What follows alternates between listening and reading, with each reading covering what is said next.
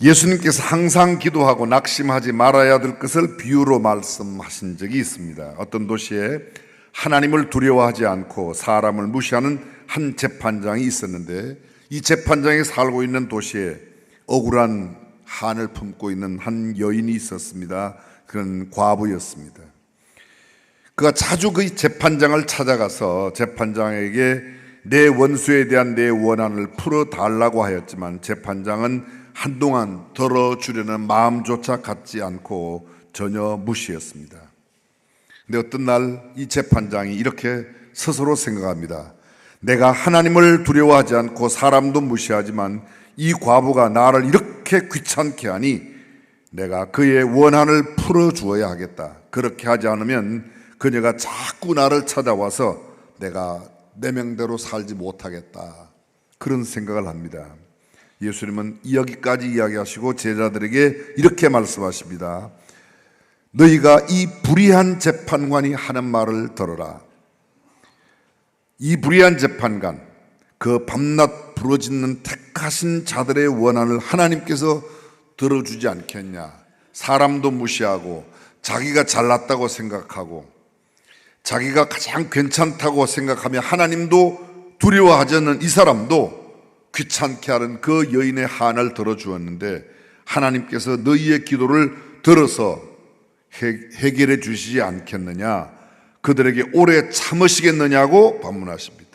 그리고 계속해서 주님 말씀하십니다. 속히 그 원한을 풀어주리라. 그러나 인자가 올 때에 세상에서 믿음을 보겠느냐고 말씀하십니다.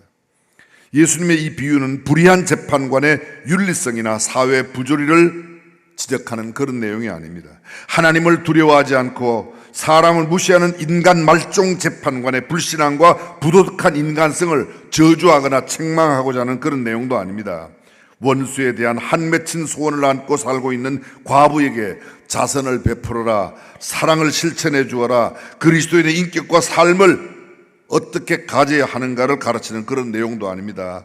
이 예수님의 비유는 딱 한 가지, 끈질긴 기도, 쉼 없는 기도, 중단 없는 기도, 포기하지 않는 기도, 응답될 때까지 기도해야 하는 기도를 가르치는 중요한 내용입니다. 한마디로 말하면 항상 기도하는 겁니다. 성경은 이렇게 시작합니다. 항상 기도하고 낙심치 말아야 될 것을 비유로. 이 비유의 목적이 어디에 있습니까? 항상 기도하고 낙심치 말아야 될 것을 비유로. 이 비유의 목적이 어디에 있다고요? 네, 항상 기도하고 낙심치 말라고요. 예수님의 핵심은 기도하라는 겁니다. 그 기도 어떤 기도인가? 쉬지 않는 기도, 계속되는 기도, 응답될 때까지 하는 기도, 어떤 상황, 그 어떤 경우에도 낙심하지 말고 기도를 끝까지 하라는 메시지를 이곳에 주고 있습니다. 우리가 익히 알고 있는 대로 데살로니가전서 5장 16절이야, 특별히 17절에 무슨 내용이 나오죠? 항상 기뻐하라, 쉬지 말고 기도하라. 범사에 그렇습니다. 그게 쉬지 말고 기도하라. 우리가 세상을 떠나는 마지막 순간에 할 수 있는 것이 어떤 일이 있을까요? 살아있는 동안에, 힘이 있는 동안에, 재력이 있는 동안에, 건강 있는 동안에 할 수 있는 것이 있습니다. 구제할 능력이 있는 동안에 구제합니다. 육체적인 힘이 있을 때 남을 도와줄 수 있습니다. 경제적인 여유가 있을 때 부족한 사람들 도와줄 수 있습니다. 많은 것을 배운 사람이 내가 힘과 능력이 되는 동안에 남을 가르칠 수 있습니다. 내가 좋은 기술을 가지고 있다면 기술을 필요로 하는 사람에게 그 기술을 전수해 줄 수 있습니다. 그런데 마지막 생명이 떠나는 순간까지 오직 할 수 있는 딱 한 가지는 기도밖에 없습니다. 열심히 구제하다가 구제할 것이 떨어지면 구제는 못합니다. 그런데 구제하던 것을 중단했다고 죄라고 말하지 않습니다. 좋은 기술을 전수하다가 더 이상 전수하지 못할 형편이 되어 기술을 전수하지 않는 것, 그거 죄된 거 아닙니다. 경제적인 지원을 하다가 더 이상 지원할 수 있는 힘이 안 되어서 경제적인 지원을 하지 않는다고 그게 죄되는 것 아닙니다. 그런데 성경은 이렇게 말합니다. 사무엘상 12장 23절, 선지자 사무엘이 이스라엘 백성 앞에서 나는 너희를 위하여 기도하기를 쉬는 죄를 여호와 앞에 범치 아니할 것이라. 여기 잘 보십시오. 나는 너희를 위하여 기도하기를 쉬는 죄. 기도하는 것을 쉬는 게 뭐라고요? 죄라고요. 기도는 딱 쉴 수 있는 때가 한 번 있어요. 죽으면 안 해도 돼요. 죽기 전에는 기도하는 거예요. 다시 말씀드립니다. 구제를 하다가 쉰다고 죄가 아니에요. 원조하다가 중단했다고 죄가 아니에요. 기술을 전수하다가 그거 중단한다고 죄가 아니에요. 육체적인 도움을 주다가 더 이상 힘이 없어 도움 못 준다, 그 죄가 아니에요. 근데 기도를 안 하면 죄라는 거예요. 얼마나 우리가 생각하셨습니까? 다시 도전합니다. 저와 여러분 얼마나 기도하고 계십니까? 기도 안 하면 그게 곧 이미 죄를 짓는 것이라는 거죠. 사람들은 이렇게 생각합니다. 살인하는 건 죄라고 생각합니다. 도둑질하는 거 죄라고, 간음하는 거 죄라고, 거짓 증거하는 거 죄라고, 이런 것만 죄가 아니고요, 기도를 쉬는 것이 죄라고 하는 거예요. 쉼 없이 기도해요. 영혼의 호흡인, 호흡이 없으면 생명이 끝나는 것처럼 기도 없으면 그리스도인의 삶은 끝나는 겁니다. 기도를 쉬는 몇 가지 이유가 있습니다. 기도를 쉬는 죄를 범하게 되는데 그 기도를 왜 쉬는가? 첫 번째, 기도할 만한 자격이 없다고 생각하거나 기도 응답 받을 자격이 없다고 생각하면 기도를 내가 기도할 자격이 있나? 내가 기도한다고 응답하시냐? 이런 마음이 들면 기도를 안 해요. 근데 그 기도를 멈추는 순간에 뭐라고요? 죄를 짓는 거예요. 두 번째, 지나친 역경과 환난, 시험과 고난으로 하나님을 향한 신앙이 흔들릴 때, 너무 어렵고 힘들어서, 너무 고통스러워서, 너무 인생의 역경 때문에 더 이상 기도할 힘도 없는 것 같이 느껴질 때, 그때도 기도는 해야 돼요. 기도 안 하면 뭐라고요? 죄라니까요. 세 번째, 하나님께서 나를 버리셨나라는 생각이 들 때, 하나님 나 버리셨나 봐, 그런 생각이 들면 기도 안 하는데 그때도 기도해야 되는 거죠. 기도하기 좋을 때 기도해야 합니다. 좋은 기회를 놓치는 것은 신앙생활의 주체입니다. 기도하기 힘들고 어려울 때 그때 기도해야 됩니다. 매우 위험한 순간이기 때문에. 그래서 기도는 언제든지 어디에서나 어떤 상황 가운데도 기도해야 된다고 믿으시면 아멘. 기도를 쉬는 순간에 이미 죄가 그렇습니다. 네 번째, 하나님 없어도, 기도 없어도 잘 살 수 있다는 생각이 들어가면 이것을 갖다 영적 교만이라고 합니다. 요새 기도 안 해도 별 탈 없어. 기도를 하지 않죠. 예수님은 기도를 가르쳐 주셨습니다.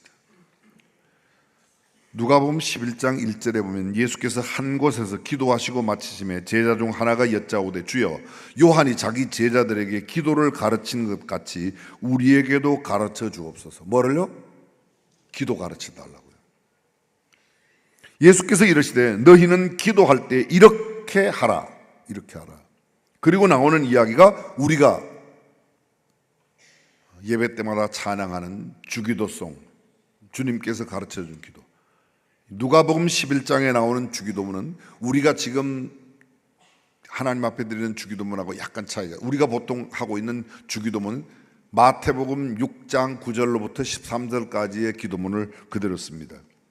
그 말씀 보면 예수께서 이러시되 너희는 기도할 때 이렇게 기도하라. 아버지의 이름이 거룩히 여김을 받으시오며 나라가 임하시오며 우리에게 날마다 일용할 양식을 주시옵고 우리가 우리에게 죄지은 모든 사람을 용서하오니 우리 죄도 사하여 주옵시고 우리를 시험에 들게 하지 마옵소서. 그 다음에 나라와 거저와, 이건 여기는 안 나와 있습니다. 근데 연결되는 그 구절 5절, 또 이르시되 너희 중에 누가 벗이 있는데 밤중에 그에게 가서 말하기를 벗이여 떡 3덩이를 내게 구워달라. 내 벗이 여행 중에 내게 왔으나 내가 먹일 것이 없노라 하면 그가 안에서 대답하여 이르되 나를 괴롭게 하지 말라. 문이 이미 닫혔고 아이들이 나와 함께 침실에 누웠으니 일어나 네게 줄 수가 없노라 하겠느냐? 내가 너희에게 말하노니 비록 벗됨으로 인하여서는 일어나서 주지 아니할지라도 그 간청함을 인하여, 무엇을 인하여? 간청함, 간절히. 이걸 지금 오늘 본문에 빗대어 이야기한다고 그러면 달라고 떡 다 달라고 떡 세 덩이만 달라 떡 세 덩이만 달라. 우리 집은 떡이 없어 그러니까 떡 세 덩이 떡을 달라고 떡 줄 때까지 떡 달라고 하는 간청, 그 간청을 못 이겨 그 요구대로 주리라. 내가 또 너희에게 이르노니 구하라 그러면 너희에게 주실 것이요 찾으라 그러면 찾아낼 것이요 문을 두드리라 그러면 너희에게 열릴 것이니 구하는 이마다 받을 것이요 찾는 이는 찾아낼 것이요 두드리는 이에게는 열릴 것이니라. 너희 중에 아버지 된 자로서 누가 아들이 생선을 달라 하는데 생선 대신에 뱀을 주며 알을 달라 하는데 전갈을 주겠느냐? 너희가 악할지라도 좋은 것을 자식에게 줄 줄 알거든. 하물며 너희 하늘 아버지께서 구하는 자에게 성령을 주시지 않겠느냐? 끊임없이 간청하면 주께서 반드시 응답해 주신다는 내용을 이렇게 설명하는 겁니다. 구하라 그러면 주실 거죠. 찾아라 그러면 찾을 거죠. 문을 두라 그러면 내게 Ask and you will receive, seek and you will find, knock and you will open. 너에게 열려질 것이라고 말씀하고 있습니다. 기도에 대한 가르침이 성경 속에 수없이 나오고 있습니다. 예수님은 때마다 와서 마태복음 5장 44절 나는 너희에게 이르노니 너희 원수를 사랑하며 너희를 박해하는 자를 위하여 기도하라. 원수를 사랑하고 박해하는 자를 위하여, 누구를 위하여 기도할 건가? 마태복음 6장 5절로부터 계속됩니다. 또 너희는 기도할 때마다 외식하는 자들같이는 기도하지 말아라. 내가 진실로 너희에게 이르노니 그들은 자기 상을 이미 받았느니라. 사람에게 보이려고 큰 거리 어귀에서 그렇게 기도하지 말아라. 6절 너는 기도할 때마다 내 골방에 들어가 문을 닫고. 기도의 장소에 대해서 이야기하고 있습니다. 솔로몬의 성전이 완성되었을 때 봉헌식을 갖고 하나님 앞에 요사이 말로 예배를 드립니다. 봉헌제를 드려요. 그때 하나님께서 솔로몬에게 이런 이야기를 하십니다. 내가 사랑하는 너희 백성, 내 백성이 너희가 이곳 성전에 와서 기도하면 내가 너희에게 그 기도를 듣고 응답해 주시겠다. 지정한 장소가 있습니다. 유태인들은 보통 하루에 3번 기도합니다. 언제 기도하죠? 오전 9시, 낮 12시, 오후 3시. 성경에는 3시, 6시, 9시. 3시가 오전 9시입니다. 6시가 낮 12시입니다. 9시가 오후 3시입니다. 하루에 3번 기도하는 겁니다. 주로 어디에서요? 성전에서. 어디에서 기도해도 괜찮습니다. 잠자리에서 해도 괜찮습니다. 일터에서도 괜찮습니다. 내 직장에서 해도 괜찮습니다. 어디에서나 기도하되 성경은 특별히 몇몇 곳 지적하는 곳이에요. 이 성전에서 내게 부르짖으면 아브라함이 섰던 곳에 이르러 지정된 장소, 예수께서 한적한 곳에 나아가 거기서 기도하니, 산에가 감람산에서 거기서, 겟세마네 동산 거기에서 기도하니 지정된 장소가 특별히 있기도 합니다. 그러나 어디에서 기도해도 되지만 우리가 보편적으로 성별한 장소에서 기도하면, 그래서 오늘 성경은 이야기합니다. 너희는 큰 거리 여기에 사람들에게 보이려고 하지 말고 골방에서 기도하라. 6장 9절입니다. 그러므로 너희는 이렇게 기도하라. 우리가 소위 말하는 주기도문이라고 일컫는 그 기도의 내용, 기도의 방법, 기도의 순서, 기도를 어떤 내용으로 어떻게 해야 될 것인가를 가르쳐주고 있는 것이 주님 가르치신 기도, 주기도문입니다. 마태복음 21장 13절에 보면 그들에게 이르시되 기록된 바 내 집은 기도하는 집이라. 주님은 그곳 내 집은 기도하는 집이라.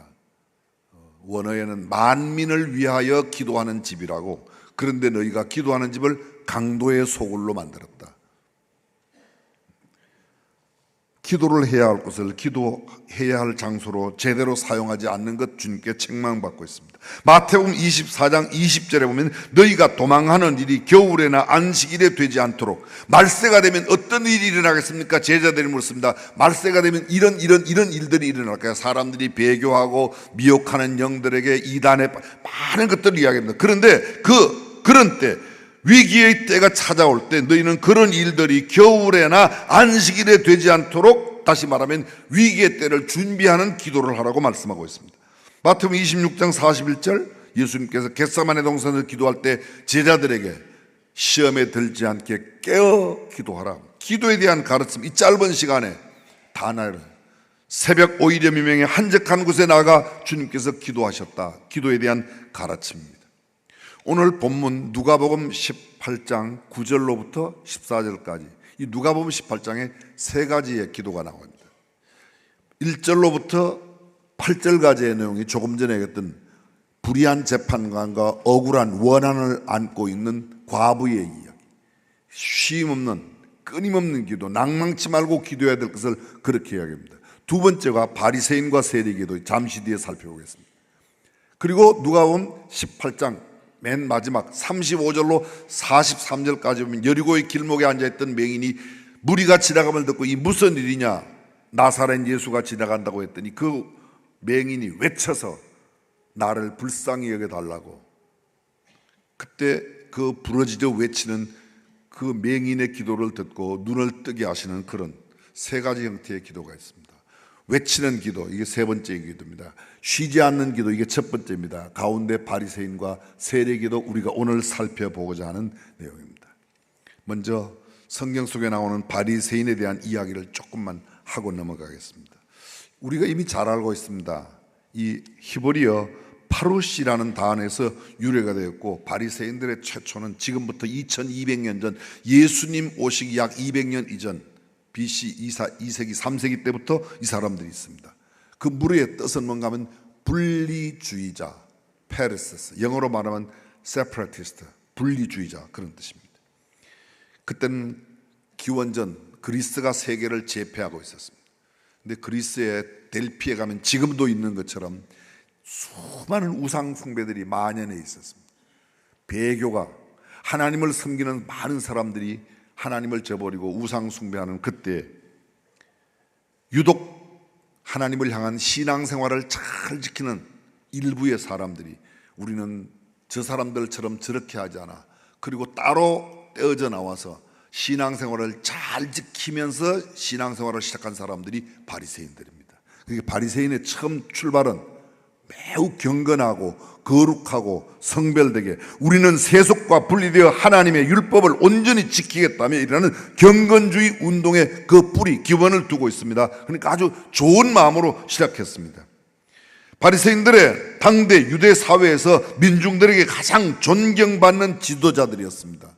바리새인이라고 그러면 존경하고, 지금 사람들이 그렇게, 그들의 핵심적인 신앙의 특징은 율법을 가장 잘 준수하고, 율법뿐만 아니라 교회 내에 흐르고 있는 전통적인 좋은 신앙의 모습을 그대로 삶에 적용했습니다. 그리고 세부 규칙도 잘 지켰습니다. 이를테면 안식일을 지키는 규정, 11조를 잘하는 규정, 정결한 예법, 어느 때 손을 씻고 어느 때 몸을 정결하며 어떤 예법을 갖추고 살아가는가 하는 모든 삶의 일거수일투족 자체도 하나님의 말씀을 따라 움직이는 굉장히 경건한 사람들이었습니다.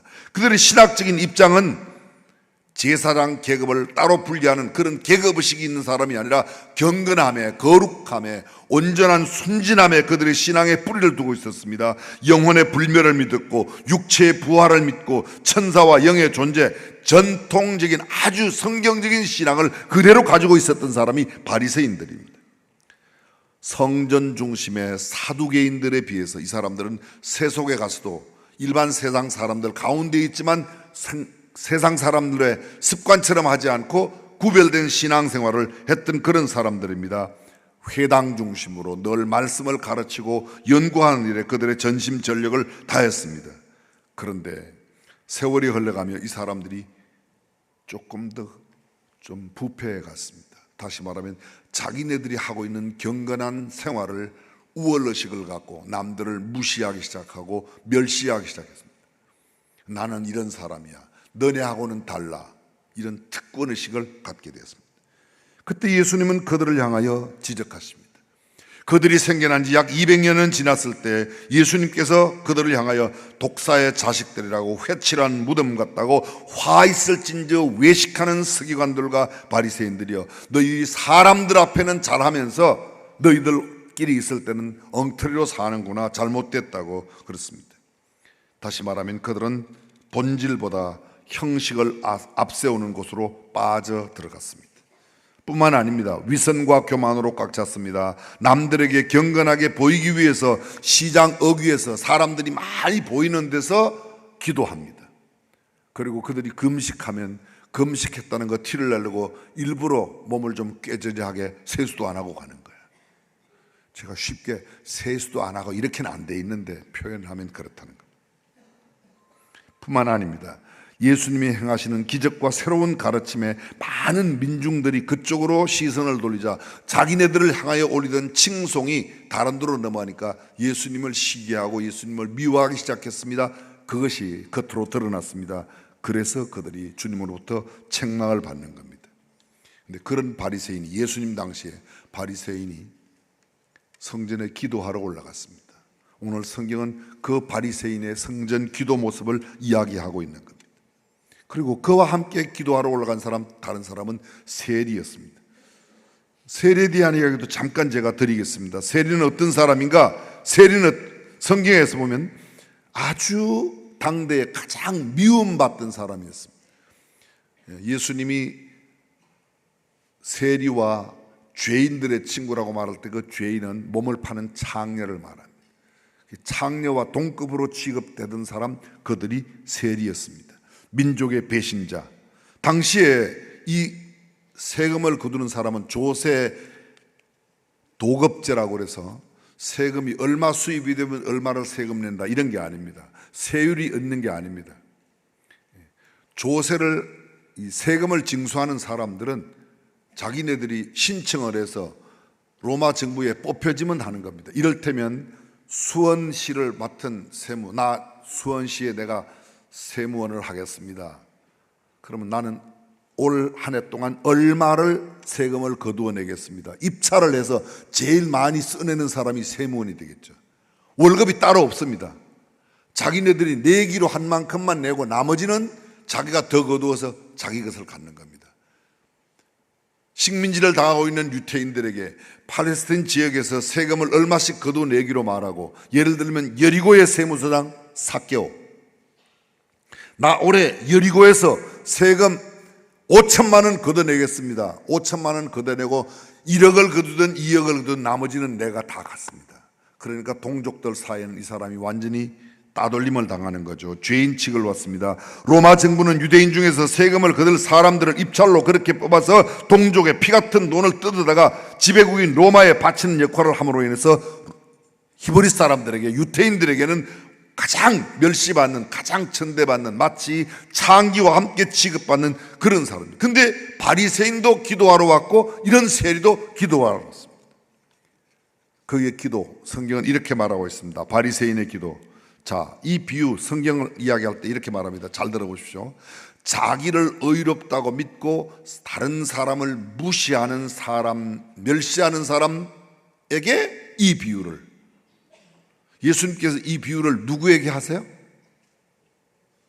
자기를 의롭다고 생각하고 다른 사람을 멸시하는 자들에게 이 비유로 말씀하셨어요. 이 두 번째 기도의 비유는 바로 내가 괜찮은 사람이야, 내가 잘난 사람이야, 나는 이만하면 됐어, 이렇게 생각하고 다른 사람들을 무시하고 멸시하는 사람들에게 이 비유를 하는데, 두 사람이 기도하러 갔다. 그 한 사람은 바리새인인데 바리새인의 기도 모습 그 다음 나타납니다. 어떻게 해요? 그는 서서 따로 기도합니다. 요 사이로 말하면 나는 너네들하고 함께 섞여서 그렇게 기도 안 해. 나는 따로 구별되게 그렇게 기도한 특권의식을 갖고 있습니다. 교만한 마음을 갖고 있습니다. 그리고 그는 하늘을 향하여 얼굴을 들고 기도합니다. 성경에는 그렇게 안 나타나 있습니다. 그런데 그 다음 세리의 기도 가운데 보면, 세리는 감히 하늘을 우러러보지도 못하고, 세리는 감히 하늘을 우러러보지도 못하고, 반대 바리새인은 어떻게 해요? 하늘을 우러러보면서 그렇게 기도했다는 거죠. 그리고 그의 기도가 뭡니까? 하나님, 하늘을 향하여 하나님, 저는 불의, 토색, 간음을 하는 자들과 같지 않음을 감사하나이다. 무슨 기도해요? 감사 기도하는 거예요. 누구에게 기도해요? 하나님께 기도해요. 하나님께 기도합니다. 기도의 내용은 뭐예요? 감사요. 좋아요, 나빠요? 잘못된 게 없습니다. 하나님께 기도합니다. 기도의 대상도 정확합니다. 얼마나 많은 사람들이 하나님을 알지 못하고 우상에게 가서 세상의 피조물에게 기도하는데, 이 바리새인 하나님께 기도합니다. 기도의 내용이 뭐라고요? 감사합니다. 감사 기도하는 겁니다. 달라는 기도가 아니에요. 내가 무엇을 원하는 것을 챙겼다는 그런 기도가 아닙니다. 근데 감사 기도인데, 이 기도 오늘 이미 우리가 알고 있는 대로 주님으로부터 책망을 받고 있습니다. 주님으로부터 의롭다 인정함을 받지 못하는 기도를 하고 있습니다. 그의 감사의 내용이 무엇이죠? 자, 저를 잠깐 보십시오. 이거 언젠가도 한번 설명했어요. 하나님 하는데 제 눈을 잘 보세요. 하나님 제 지금 눈병이 나 있지만 제 눈을 좀 보세요. 하나님 하면서 저는요 저쪽에 집사님 같지 않고 이쪽에 장로님 같지 않고 이렇게 말하는 거예요. 이게 바리새인의 기도입니다. 하나님 두는데 눈빛은 어디 둬요? 옆에 두는 거예요. 오늘날 현대 그리스도인들 가운데서 이렇게 기도하는 사람이에요. 나는요 하나님 김 집사 같지 않고요, 나는 이 집사 같지 않고, 나는 고 목사 같지 않고요. 이게 바리새인들이죠. 상대와 비교해서 하나님께서 내게 베푸신 하나님의 은혜에 대한 감사, 내가 받은 것에 대한 내 구원에 대한 감사, 이런 것들이 아니야. 나는 저 사람하고 달라서 감사합니다. 그는 계속해서 이렇게 기도합니다. 나는 1회에 2번씩 금식한다고. 여러분 율법에는 금식을 몇 번 하죠? 1년에 한 번 해요. 7월 10일 유대의 원력으로 대속죄를 한 번만 하면 됩니다. 그런데 이 바리새인은요 일주일에 2번 해요. 뭐 하기 위해서? 자랑하기 위해서. 진정한 정말 하나님을 향한 그런 마음이 아니에요. 자랑하기 위해서. 소득의 11조를 드리나이다. 뭐 당연히 드리는 건데 기도를 드리는 게 아니라 나의 의로움, 나의 행위, 나의 율법 준수를 주님 앞에 가서 알리는 겁니다. 지금 주님 앞에 나선전하고 있는 거예요. 주님의 은혜를, 주님의 도우심을, 주님의 긍휼과 자비를 구하는 기도가 아니라는 것입니다. 반대로 세리는 어떻게 기도합니까? 성경이 이렇게 말합니다. 멀리 서서, 요사의 말로 말하면 감히 보편적인 바리새인들이 기도하는 그 기도 자리에 함께 못 갑니다. 모든 사람들이 기도하는 그곳 함께 멀리 따로, 요새로 말하면 저 뒤편에 아니면 바깥편에 뭐 이런 그런, 감히 눈을 들어 하늘을 우러러 보지도 못하고 보편적인 기도의 자세도 취하지 못합니다. 오직 가슴을 치며 하늘을 우러러 보지도 못하니까 고개를 숙이고, 죄송합니다, 고개를 쳐박고 기도하겠죠. 그리고는 가슴을 칩니다. 아까 바리새인은 하늘을 봅니다. 근데 눈빛은 딴 데가 있습니다. 그리고 하나님 앞에 감사합니다. 하나님, 저는요 저쪽에 저 사람, 저렇게 불의를 하는 사람, 저렇게 남의 것 막 후려서 빼앗는 토색하는 사람, 저렇게 간음하는 저런 사람들, 저렇게 죄 짓는 사람하고는 저는 다르죠. 저는 깨끗하죠. 저는 거룩하죠. 저는 구별됐죠. 저는 괜찮죠.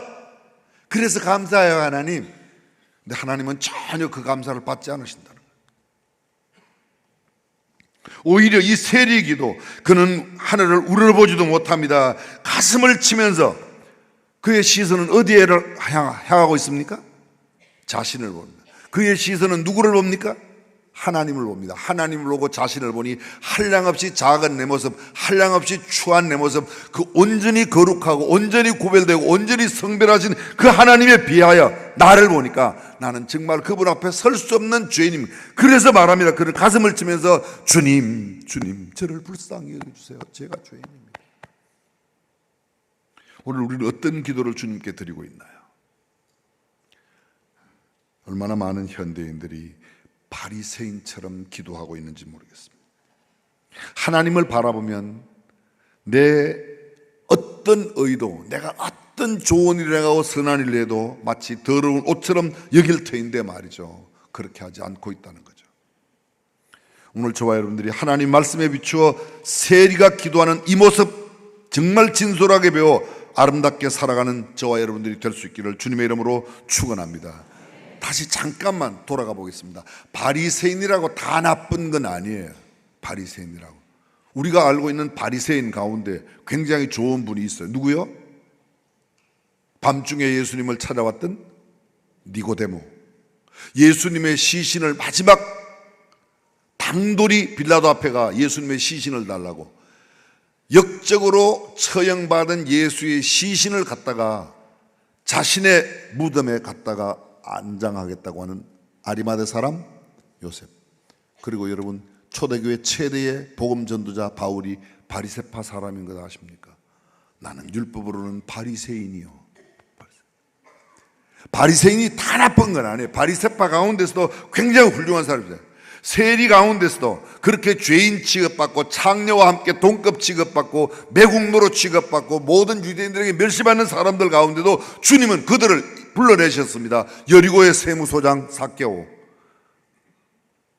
세무소에 앉아있던 마태를 부르셔서, 레위를 부르셔서 예수님의 제자로 삼아주셨습니다. 사랑하는 성도, 문제는 우리의 주님의 눈에 우리가 어떠한 모습으로 비추어지는가가 중요한 줄로 믿습니다. 바리새파에 있는 사람이라도, 세리 가운데 있는 사람이라도, 세상 사람들이 보기에는 어떤 멸시와 천대를 받더라도 우리 주님 눈에 합한, 우리 주님의 마음에 합한 저와 여러분들이 될 수 있기를 주님의 이름으로 축원합니다. 그것이 오늘 우리가 이 기도 가운데서 배워야 하는 내용입니다. 바리새인은 하나님께 기도하지 않았습니다. 하나님 앞에 기도한다고 나갔지만 사람에게 기도했습니다. 하나님께 자신을 자랑했습니다. 자기의 공로를 내세우고 자기의 율법 준수를 내세웠습니다. 성경이 이야기하는 것 이상으로 자기가 일회에 2번씩 금식하고 소득의 10분의 1을 드리면서 11조를 드리면서 나 이거 합니다. 그러나 세리는 감히 하나님 앞에 나갈 수 있는 자격도 갖지 못했다고 멀리 따로 서서 가슴을 치며 회개하며 기도합니다. 사람의 본성 속에는 남과 비교하는 비교의 본능이 있습니다. 그렇죠? 비교의 본능이 있죠. 아주 쉬운 예를 들면, 저분은 하루에 기도를 몇 시간 하는데 나는 얼마나 하냐. 가끔 교회에 새벽 기도 나온 분들이 어쨌든지 끝까지, 내가 새벽 기도 제일 늦게까지 한다. 정말 기도를 계속 하다가 늦게까지 하면 좋은데요, 자꾸 뒤를 돌아봐요. 다른 사람이 갔는가 안 갔는가 그리고 다 가고 나면 가는 겁니다. 그 사람 뭐 했어요? 기도했죠? 아니, 기도한 게 아니에요. 내 의를 쌓는 거야. 내 의를 누가 헌금 얼마 했는데 나는 얼마를 해야지. 하나님 앞에 받은 은혜를 감사하며 그것보다 정말 정직하고 진솔하게 드리는 그것을 주님은 받으시는 줄로 믿습니다. 근데 그럼 우린 본의 아니게 우리 안에 그런 본능적인 비교의식이 있어요. 그럼 비교를 해야죠. 누구랑 비교하면 되는가? 어제의 나와 오늘의 나는 얼마만큼 더 성장해 가고 있는가, 더 성숙해 가고 있는가. 또 비교한다면 누구랑? 주님과. 이 바리새인의 비교는 옆 사람과 비교합니다. 옆 사람과, 다른 사람과 비교합니다. 근데 세리는 누구 앞에? 하나님을 보고 자신을 보니까 내 자신이 정말 초라한, 그래서 나를 불쌍히 여겨달라고, 나는 죄인이라고 할 수밖에 없어요. 세상에 그 어떤 의로운 사람도, 그 어떤 경건한 사람도 주님의 가장 존엄하신 그 엄위 앞에, 주님의 존귀하심 앞에, 주님의 그 근엄함 앞에, 주님의 광대하심 앞에, 주님의 거룩함 앞에 나타나면, 주님, 나는 죄인이라 죄인입니다. 저를 불쌍히 여겨 주옵소서라는 말밖에 할 수 없는 줄로 믿습니다. 사랑하는 성도 여러분, 저와 여러분들이 그날 성경 속에 주님께 더 의롭다 하심을 받고 내려갔던 세리와 같은 마음으로 아름다운 신앙생활 하시기를 주님의 이름으로